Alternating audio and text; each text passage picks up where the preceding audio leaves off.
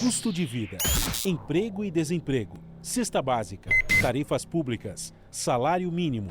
Agora, na Brasil Atual, a análise do DIEESE. E nós vamos fazer contato agora com o diretor técnico do DIEESE, Fausto Augusto Júnior. Bom dia, Fausto. Bom dia, Glauco. Bom dia a todos. Fausto, o Boletim Focus, divulgado pelo Banco Central, que levanta dados junto a 100 instituições financeiras, mostrou que o chamado mercado financeiro aí prevê uma inflação maior para 2020 e também projeta um tombo menor do produto interno bruto neste ano. Como é que você vê esses dados, ainda mais num cenário que a gente tem aí um desemprego elevado e também aí a perspectiva no fim do ano do fim do auxílio emergencial, Fausto? Então, Glauco, o que a gente está assistindo nesse período da pandemia, primeiro que a pandemia, de certo modo, ela não foi debelada, está muito claro que a gente ainda está não sabemos se uma segunda onda ou se a continuidade da própria primeira onda, o que coloca em questão uma série de reaberturas, né, da própria economia.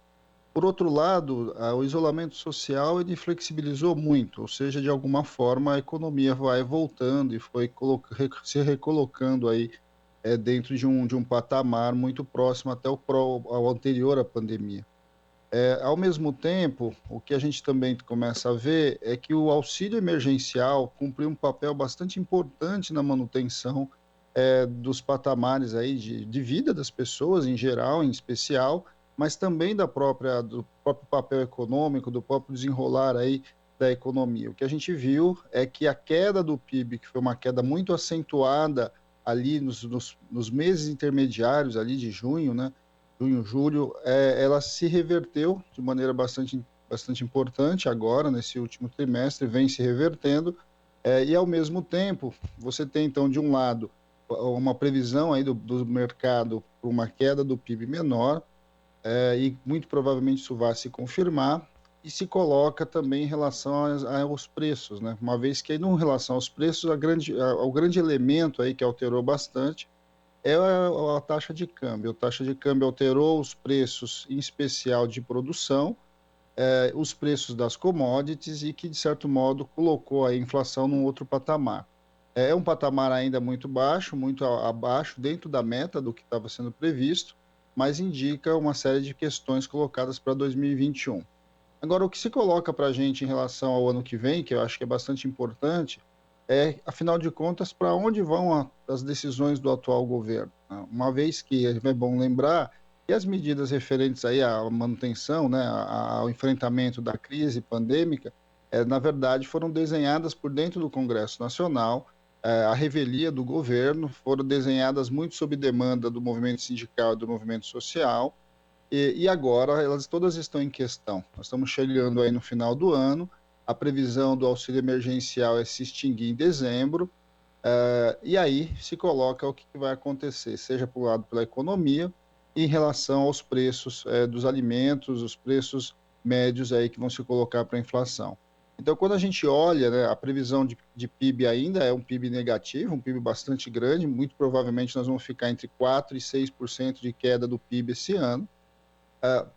Ao mesmo tempo, uma inflação que vai estar próximo aí aos 3,5%, dentro do centro da meta para o ano que vem, mas o ano que vem coloca inúmeros desafios. O principal deles é uma taxa de desemprego muito alta, uma quantidade muito grande de pessoas sem renda, e, ao mesmo tempo, uma pandemia ainda não controlada, um auxílio emergencial que deixa de existir e uma série de incógnitas com relação ao que vai acontecer de fato com os preços e a economia em geral.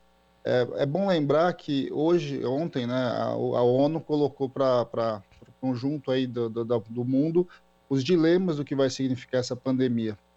Ou seja, muito provavelmente que a pobreza extrema cresça muito, a questão da fome, que atinge 75 milhões, pode atingir mais de 275 milhões de pessoas no mundo, e o Brasil está incluído entre os diversos países que vão sofrer muito com o chamado pós-pandemia.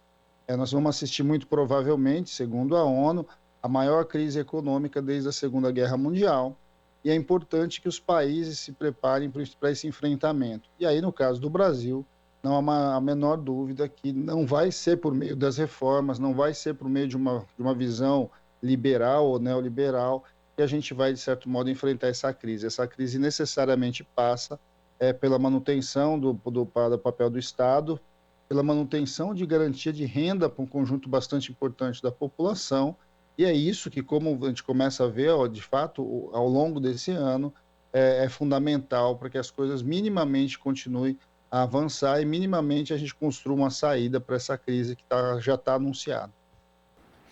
Pois é, Fausto. Quando a gente vê assim, essa questão da inflação alta, por exemplo, que ela prejudica os mais pobres, como você já falou aqui em outras ocasiões, mas é uma inflação localizada na questão dos alimentos. Aí a equipe econômica pega esses dados e já tenta colar com o discurso de austeridade fiscal, dizendo, olha, por isso que a gente tem que controlar as contas. Aí isso serve tanto para o discurso da manutenção da lei do teto, como também para privatização, para promoção de reformas, como se isso aí fosse resolver o problema. Uma coisa acoplada para a outra automaticamente. E aí o governo não faz, como você mencionou, Fausto, não toma as medidas necessárias justamente para aliviar essa população, principalmente a população mais pobre, que sofre não só com a alta da inflação, mas com a alta do desemprego, com a informalização, com a precarização do trabalho no Brasil. E, de fato, é necessário, porque do governo não vai sair nada, né, Fausto? A gente já viu. É preciso, no caso, uma articulação maior entre parte do legislativo brasileiro e também da própria sociedade civil para que essas medidas sejam tomadas, para que a gente não tenha um 2021 tão ruim como se prenuncia? E não há a menor dúvida, Glauco, o atual governo tem uma visão basicamente fiscalista, e a partir disso, dificilmente a gente vai ver, de um lado, investimento público, que é fundamental para você minimamente colocar a economia para girar, mas principalmente para você manter aí a condição de vida de boa parte da população brasileira. Um dos dados que chama a atenção também nessa discussão que a ONU traz é quem de fato vai acessar as vacinas, né? Se vai ser o conjunto da população ou vão ser basicamente aqueles que vão ter dinheiro para comprar. Acho que esse é um desafio enorme. E aí a gente, olhando para 2020, a gente percebe o quanto foi impactado os mais pobres, o quanto foi impactado essa economia informal, né? Ou seja, esse conjunto de trabalhadores com muito pouco direito e proteção social, e que em momentos como esse, eles precisam minimamente do apoio do Estado.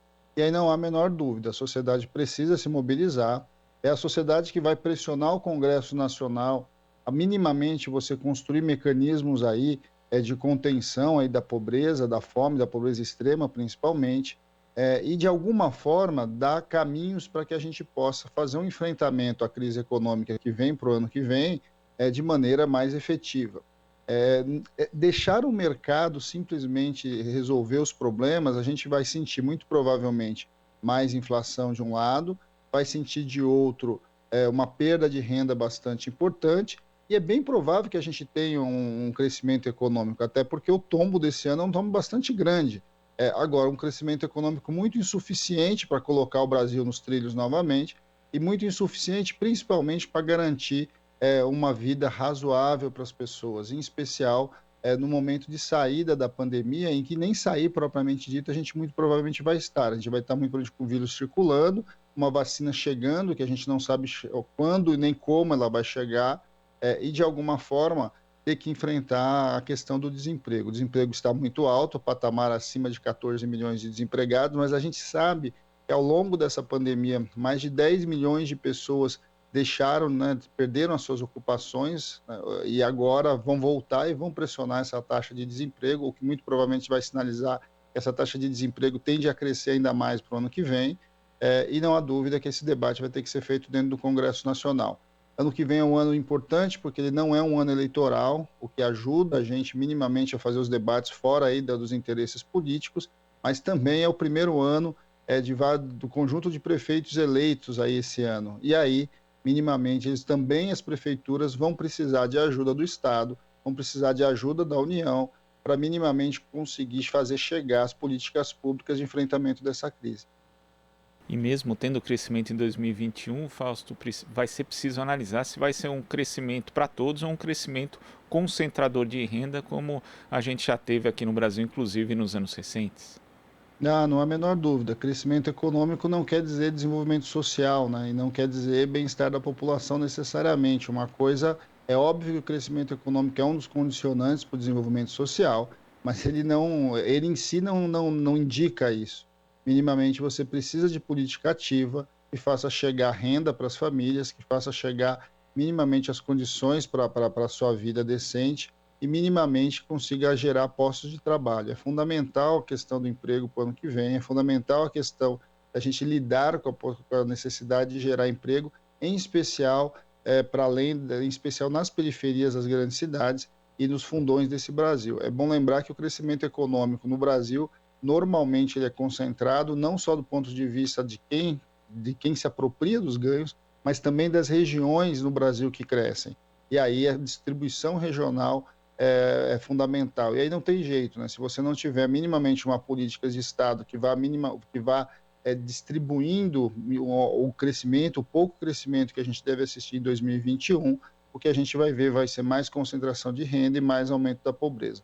É fundamental que a gente faça esse debate. Está pré-anunciado que agora, após a eleição, um conjunto de questões voltam a ser discutidas no Congresso Nacional, e não há a menor dúvida que a gente precisa de uma pauta que não seja basicamente essa pauta de cortar gastos, mas sim uma pauta de construir o desenvolvimento, construir um projeto de país que leve a população brasileira para uma melhor condição, para além do que ela está vivendo hoje. Fausto, muito obrigado pela sua participação aqui no Jornal Brasil Atual e até a próxima. Até a próxima, Glauco. Bom dia a todos novamente. Bom dia. Conversamos aqui com o diretor técnico do Diese, Fausto Augusto Júnior. Aqui você ouve as notícias que os outros não dão. Jornal Brasil Atual.